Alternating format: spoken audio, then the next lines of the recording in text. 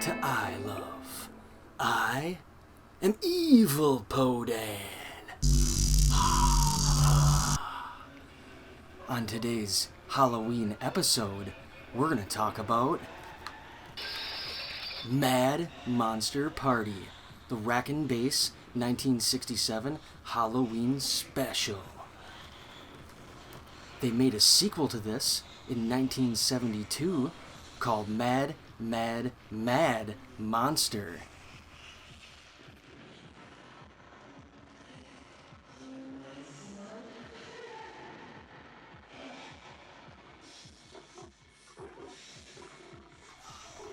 Mad Monster Party is a Halloween special created by Rankin and Bass in the same tradition as their Christmas specials, all done with stop-motion animation.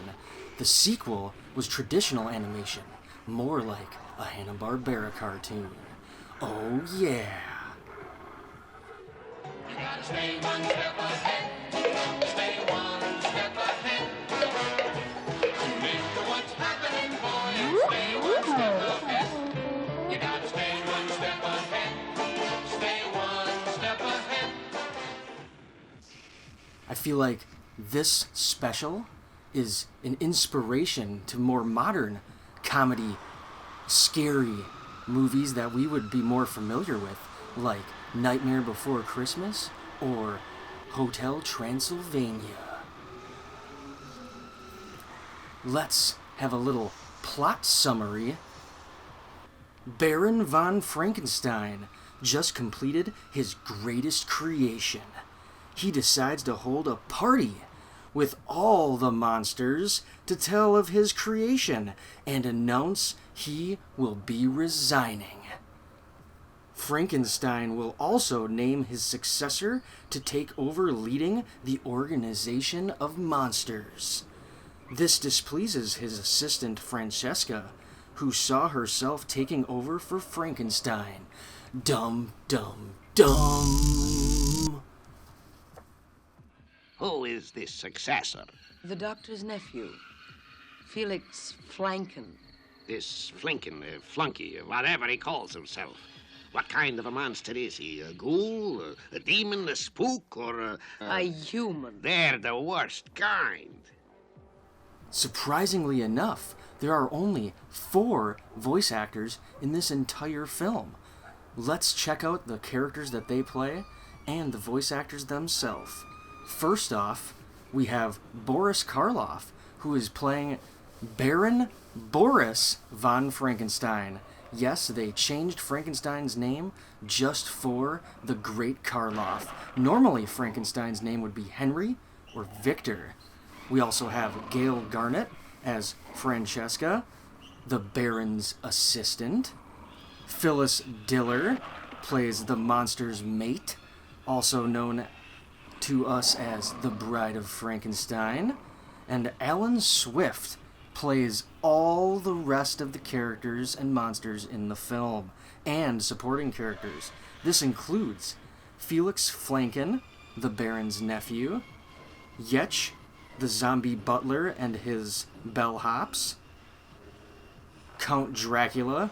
This version of Dracula is said to be inspirational to Sesame Street's Count. The Wolfman, the Invisible Man, Frankenstein's monster, who they call Fang in this film, the Hunchback of Notre Dame, Dr. Jekyll and Mr. Hyde, and all other supporting characters in the film are played by Alan Swift. Other monsters that we see in this film include the Mummy, the creature from the Black Lagoon, and one of my favorites, King Kong, who they sneakily call It. Do you really think that it would dare to come here uninvited? I don't know. It is capable of anything. Some interesting and fun facts about this movie and the people who play in it. Boris Karloff, this would be his final time working with the character that made him so famous back in 1931, Frankenstein. The screenplay for Mad Monster Party was co-written by Harvey Kurtzman, who is famous from Mad Magazine. Mad Magazine artist Jack Davis is responsible for designing most of the monsters in this film. Now, friends, you'll discover who was the original Batman.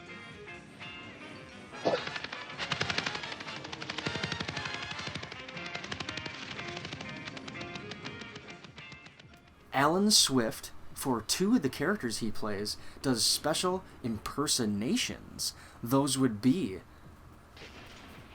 Jimmy Stewart for Felix Flanken, and the great Peter Lorre for Yetch, the zombie butler, who they also make look like Peter Lorre, which is very cool.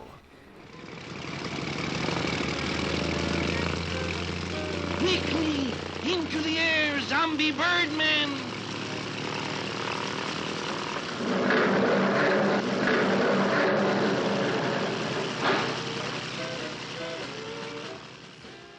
And finally, Ethel Ennis, the First Lady of Jazz, performs Mad Monster Party's title song, Mad Monster Party. Full moon brings out the monster in you. A strange tune seems to be playing for you. Mad Monster Party is an extravagant, fun story with an exorbitant, a ton of monsters from classic movies. If you like Universal monsters, you will love Mad Monster Party. Now, a couple of things that interested me about this film. I never even knew that this film existed, and a few reasons I think why.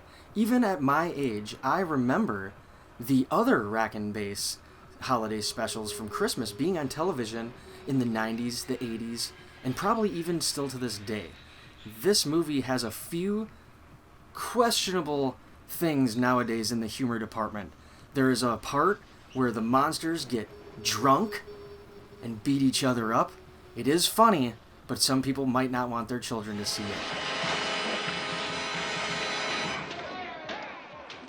it. Punch, anyone?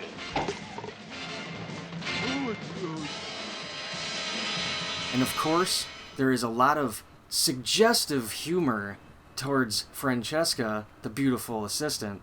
And again, in the same vein as Pepe Le Pew, this just would not go for children to watch nowadays. So probably better that this one is not on TV.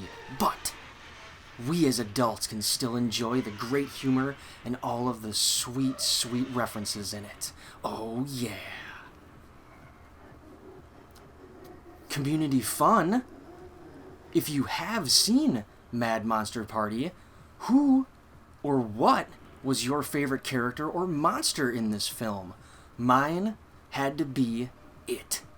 It was so fun to see King Kong show up in the end, and the running joke of them not wanting him there because he's going to wreck the party was hilarious. I absolutely loved this. So, let's get back to our festivities of the evil Halloween. Remember to like, subscribe, and I'm going back to the depths of hell. Ugh.